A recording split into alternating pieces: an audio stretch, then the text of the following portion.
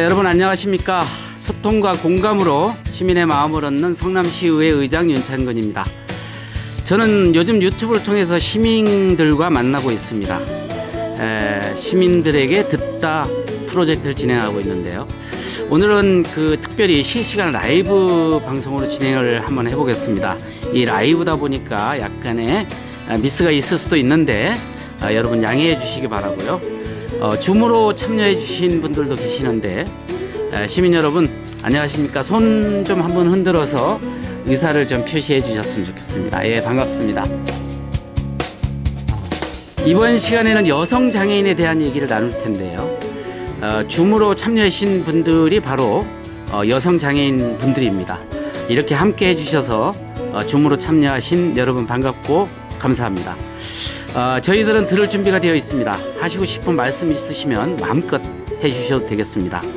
대화 중이라도 하시고 싶은 말씀이나 질문이 있으시면 미리 준비해 주신 종이를 화면에 이렇게 보여주시면 말씀할 기회를 드리도록 그렇게 하겠습니다. 오늘 스튜디오에 귀하신 두 분을 모셨습니다. 경기도 척수장애인협회 성남시 지부 권민지 지부장님 함께 해주셨습니다.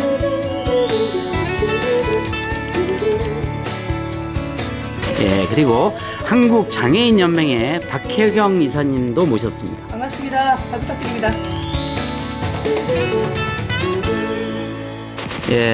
이렇게 출연해 주셔서 감사합니다. 먼저 우리 시민들께 본인 소개를 좀 부탁드리도록 하겠습니다. 우리 권민지 선생님부터 할까요? 네. 저는 일단 성남 시민이고요. 경기도 척수장애인협회 성남시 지부에서 활동하고 있습니다. 그리고 같이 활동하는 것이 장애인 인식개선 강사 활동을 하고 있는데요. 경기도권에서 다양한 학교로 주로 많이 가서 아이들하고 같이 대화도 나누면서 장애에 대한 여러 가지 인식 변화를 위한 활동을 하고 있습니다. 네, 이사님도. 반갑습니다. 저는 이제 충남여성장애인연대 대표를 한 9년 했었고요. 그리고 한국여성장애인연합의 상임대표로 있다가 이제 지금은 장애인연맹 이사로 활동하고 있는 박혜경이라고 합니다. 같이 하는 시간 동안 많은 정말 좋은 얘기들이 또 의장님을 통해서나 또 저희들을 통해서 전달됐으면 좋겠습니다. 잘 부탁드리겠습니다. 오늘 함께 이렇게 권민지 지부장님과 박혜경 이사님 모셨는데요. 이 두 분 다 우리 여성 장애인 인권에 대해서는 우리나라에서 정말 둘째 가라면 서로 할 분들이라 오늘 아마 의미 있는 이야기들이 많이 나올 것 같습니다. 내일이 아마 장애인 날인가요? 내일이 장애인 날이죠. 오늘 우리가 이렇게 같이 이야기를 나눌 수 있는 게 장애인 날을 앞두고 이런 이야기를 나눌 수 있어서 더 의미가 있는 것 같습니다. 오늘 주제에 대해서 말씀을 좀 나눠보시겠는데요. 이 장애와 관련된 얘기를 하다 보면 먼저 이 장애인에 대한 올바른 이해가 필요할 것 같아요. 장애인에 대한 그 인식이 좀 잘못되어 있으면 그 자체가 우리 인권을 좀 힘들게 하기도 하고 그렇기 때문에 혹시나 이 장애가 없는 비장애인 분들이 잘못 알고 있는 이 장애에 대한 올바른 이해, 이런 거에 대해서 저희들이 좀 알 수 있도록 두 분이 좀 말씀을 해 주시겠는데, 우리 이사님이 좀 먼저 말씀하실까요? 그럴까요? 사실은 뭐 장애와 비장애는 크게 다르지 않다고 생각합니다. 그리고 저는 개인적으로 또 어떤 분들은 장애인의 날이 꼭 있어야 된다고 하는 분도 계시고, 또 어떤 분들은 굳이 또 그런 날을 만들 필요가 있냐, 다 똑같은 사람 아니냐, 그렇게 얘기를 하시는데, 사실은 우리 비장애인 분들 얘기를 듣다 보면 장애에 대한 인식이 없어서 그런 거예요. 그러니까 그 편견이라는 걸 그냥 본인이 이걸 편견이구나 하고 못 느끼고 있는 거죠. 그러니까 우리가 흔히 이런 말 있잖아요, 의장님. 아는 만큼 보인다고. 내가 알고 있으면 그 장애인도 나한테 편한 존재일 텐데, 일단 내가 장애에 대해서 아무것도 모르니까 두렵고, 내가 이 말을 했을 때 이게 차별일지, 그리고 이게 그들한테 마음에 상처를 주는 건지 모르는 거죠. 그러니까 일단은 그래서 우리 민지쌤 같은 분들이 그 장애 인식 개선 강의를 아이들한테 가서 어릴 때부터 이렇게 가르치시는 거죠. 그러니까 아는 것들이 있어야 그분들도 이게 차별이고 모르고 이런 것도 느낀다고 저는 생각하기 때문에 어찌 보면 우리들의 얘기를 좀 많이 듣는 이런 자리가 의장님이 지금 들어주시는 것처럼 많이 열렸을 때 또 이 비장애인들이 장애를 바라보는 시야나 시선이 본인이 놓쳤던 부분을 다시 한번 돌아보는 그런 시간이 안 될까 싶어요. 네. 우리 권민지 회장님은 제가 학교에 갔을 때 아이들이 가장 좀 잘 모르고 있던 부분이 있었는데요. 사실은 장애 인구 중에 90% 이상이 후천적 장애인 분들이십니다. 그래서 원래 태어날 때부터 장애가 있으신 분들은 10% 정도밖에 되지 않으시거든요. 그럼 날 때부터 다 장애가 있어서 태어난 줄 알고 있더라고요. 그러면 지금 최근에는 교통사고라던가 질병에 의해서 장애를 입으시는 분들이 상당히 많거든요. 그런 걸로 봤을 때 우리 비장애인 분들도 그런 걸 굉장히 관심을 많이 가주셨으면 하는 바람이 있습니다. 그렇죠. 사실 비장애인분들 누구나 다 예비 장애인이에요. 네네, 네. 맞습니다. 네, 네. 맞습니다. 비장애인이 장애에 대한 인식, 즉, 아는 게 없어서 서로 소통이 힘들고 또 그에 따라서 서로의 거리감이 좀 생길 수 있다라는 말씀과 함께 장애의 대부분이 후천적인 90% 이상이 이제 후천적인 장애로, 즉 다시 말하자면 비장애인도 언젠가는 장애인이 될 수 있다. 예, 그렇기 때문에 비장애인이든 장애인이든 사실은 이 사회에 함께 살아가는 존재다. 이제 이렇게 우리가 생각을 하는 것이 바람직할 것 같습니다. 우리나라에 계신 259만 명의 장애인 중에 우리 권민지 선생님 얘기하신 것처럼 259만 명의 등록 장애인 중에 90%가 후천적인 장애라고 이렇게 얘기를 하는데요. 그렇다면 이 장애인을 바라보는 관점을 개인적인 문제로 볼 것이냐, 아니면 우리가 속한 사회의 환경 문제로 인식할 필요성이 있는가, 이 문제에 대해서 좀 우리가 고민을 해볼 필요가 있다고 보거든요. 우리 권민지 선생님 평소 그런 교육을 많이 하러 다니시는데, 이 자리에서 한번 좀 말씀해 주시기 바랍니다. 최근에는 지금 교통사고율도 굉장히 많고요. 질병도 다양한 이유로 이제 질병이 많이 생기지 않습니까? 그러다 보면 이제 그게 또 이제 장애로 이어지는 경우가 굉장히 많아요. 그래서 이제는 예전에는 사실 장애를 개인의 문제로 봤습니다. 예, 그래서 어떤 한 가정에 이제 장애가 있는 분이 생기시면 가정에서 다 해결을 해야 되는 그런 부담이 있었는데, 이제는 장애 인구가 이제 아까 말씀드렸다시피 후천적 장애 인구가 90% 이상이라 그러면 이제는 정부와 지자체가 많이 관심을 가지시고 같이 협조해 주셔야 되는 이제 시대가 온 거죠. 그러면은 이제 장애를 바라봤을 때 이제 사회적인 관점에서 장애를 바라봐 주시고, 지자체에서 우리 성남시에서도 제가 알기로는 우리 성남시가 장애인 복지를 굉장히 31개군 중에서 굉장히 앞서가는 도시로 제가 알고 있거든요. 성남시가 더 많이 관심을 가져주신다면 훨씬 더 장애 인구가, 또 장애라는 것이 조금 더 줄어들 수도 있는 거고요. 그리고 장애인분들도 보다 나은 질 좋은 생활을 영위할 수 있지 않을까 생각이 됩니다. 혹시 우리 권민지 선생님도 후천성 장애시죠? 예. 간단하게 그러면 본인이 장애인이 된 걸 예. 좀 간단하게 말씀을 해주시면. 이제 사고로 장애가 생겼는데요. 처음에 다쳤을 때는 사실 제가 1992년도쯤이었어요. 그러면은 그때는 사실 그 장애에 대해서 나라에서 뭐 크게 이렇게 개인의 장애로 봤기 때문에 병원에 입원했을 때도 저는 지금 신경 쪽이거든요. 척수 마비 장애인데 그런 쪽에 전문 과가 없었어요. 지금은 재활의학과라던가 좋은 과들이 있어서 진료나 그다음 치료도 굉장히 이제 지금은 많이 좋아졌는데, 저 때만 해도 그런 치료 시설이라던가 재활에 대한 그런 인지도가 좀 낮아서 굉장히 힘들었었거든요. 그러다 보니까는 좀 여러 가지 어려운 점들이 많이 있었죠. 제 장애를 받아들이고 그다음에 재활의 과정이 굉장히 힘들었거든요. 근데 지금은 뭐 많이 좋아진 것 같습니다. 척수에 대해서 인식도 좋아지고요. 지금 누구보다도 밝게 이렇게 살고 계신 것 같은데요. 후천성 장애가 90%라고 한다면 이 사회가 보다 더 안전한 사회, 또 의료 기술이나 의료의 발달로 인해서 사실은 이 후천성 장애를 많이 줄일 수도 있는 그런 것은 바로 우리 사회의 몫이고, 그런 부분들을 우리 성남시와 같은 자치단체가 그런 사회를 만들어가기 위해서 정책을 하는 것, 이런 것들이 매우 필요할 것 같다는 느낌이 듭니다. 사실 우리가 살고 있는 이 사회가 사실은 다양한 사람들이 살고 있잖아요. 이 다양성을 인정하는 것, 그리고 그걸 이해하는 것이 무엇보다도 필요할 것 같아요.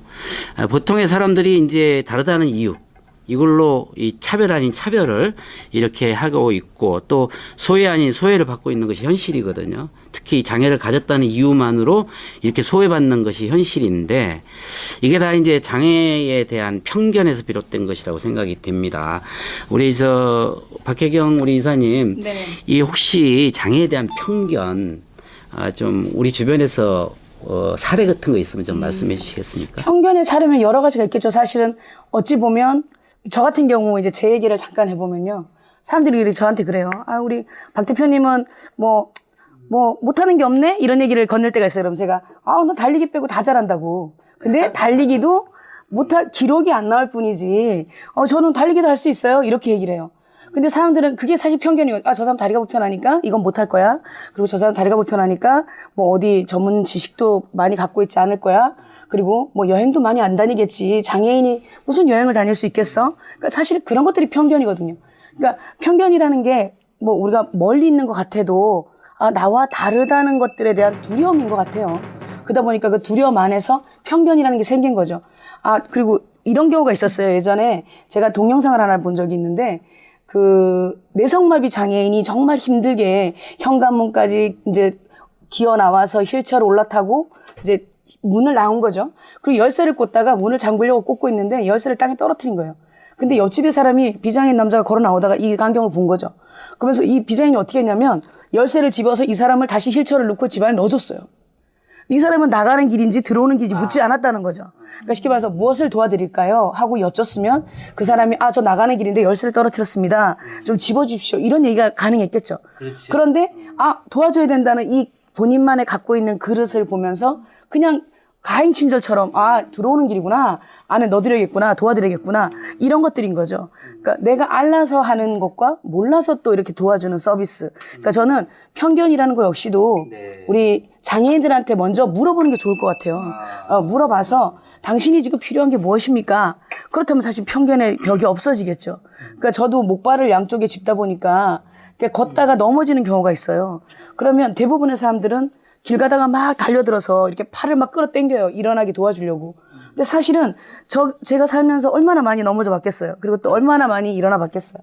그러면 저는 물어보고 됐습니다 이래요. 제가 혼자만 일어나는 방식이 있겠죠. 대신 저기 멀리 날아간 목발 좀 집어다 주십시오 이러거든요.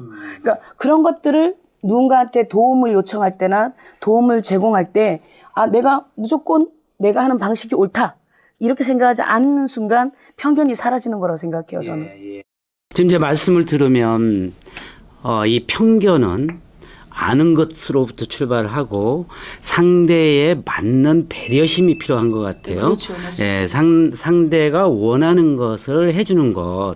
상대가 모든 걸 원하지는 않거든요. 네, 맞습니다. 그게 이제 곧 바람직한 배려인데, 그런 것이 바로 이 편견을 없애는 길이고 더불어 살아가는 길이다. 이제 이렇게 보여요. 우리 권민지 선생님은 그런 편견으로부터 경험 혹시 있으시면? 저도 이제 비슷한 경험인데요.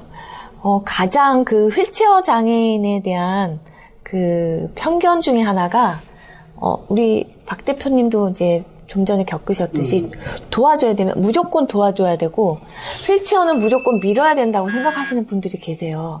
그래서 저는 제가 휠체어를 스스로 혼자 밀 때도 굉장히 많고 혼자 할 수 있는 것들이 많은데 이제 대부분 밖에서 시민분들이 저를 만났을 때 밀어드릴까요? 한번 뭐 이제 좀 동의를 구해주신다던가 이렇게 해주시면 훨씬 더 좋은데 무조건 저를 보시면 무조건 밀어주십니다. 네. 말씀도 안 하시고 그렇게 되면 저도 제가 이제 뭐 멈춰야 되는 상황도 있는데 무조건 밀어주시면 저도 좀 곤란할 때 있거든요. 그럼 그럴 때 괜찮습니다. 저도 이제 말씀을 드릴 때가 있거든요.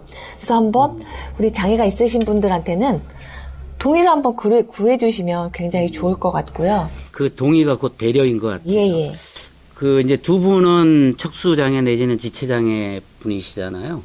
근데 사실 우리 사회의 장애에 대한 편견이 나이는 많이 먹었는데 정신 연령이 낮은 그래서 발달장애. 예, 발달 장애인들이 많거든요. 근데 등치는 산만한데 왜 저렇게 성질이 참 괴팍해? 내지는 이런 거에 대한 편견들도 상당히 있는 것 같고, 그러다 보니까 그런 장애인들을 일부러 기피하거나 피하는 이런 것들도 일종의 편견 같거든요. 혹시 이 중증 장애인이나 이런 분들에 대한 편견 사례 이런 건 없을까요? 중증장애라면 사실 우리가 이제 장애를 대할 때 지체장애와 그다음에 우리가 지적장애라고 하죠. 발달장애를 이제 둘 분류로 나눌 수 있어요. 그리고 세 번째로는 감각장애라 그래서 시각과 청각이 있거든요. 우리 오감 중에 두 개를 차지하는 그런 장애인들을 보는 경우가 있는데, 아까 우리 잠깐 제가 정정을 드리면요, 의장님. 그 장애인 인구 중에 90%가 뭐 이렇게 중도장애다 이건 아니고요. 지체장애들의 90%가 이제 중도장애인으로 바뀌고 있는 거죠. 왜냐면 그러니까 우리가 장애 유형이 있기 때문에 이게 전체 장애가 90%가 중도장애다 이렇게 얘기를 하면 발달장애 쪽이나 또 정서장애 쪽에서는 그게 또 말이 맞지 않을 수 있어서 제가 그건 조금 수정해 드리고요. 그랬을 때 지금 저 같은 경우에는 저는 이제 70년생 쪽 70년대니까 그때는 소아마비 장애가 많았어요.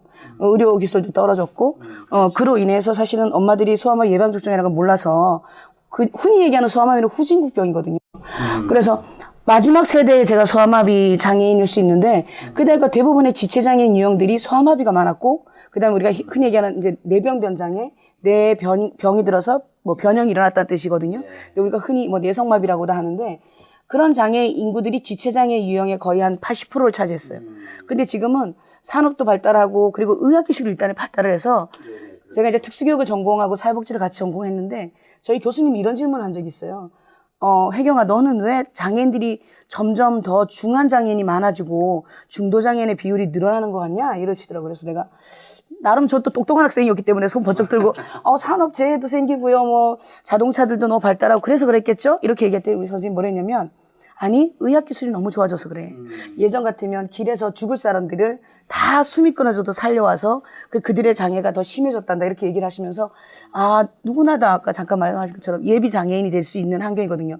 근데 중증장애인들의 이 환경을 보면 사실은 그 안에 뭐 사례를 찾는 것 자체가 좀 아이러니할 수 있어요, 의장님. 왜냐면 삶의 모든 것들이 교육부터 시작해서 뭐 환경, 그 다음에 뭐 쉽게 말해서 요즘 이제 베어프리 환경이라고 많이 얘기를 하거든요. 그러니까 장애물 없는 환경을 얘기하죠.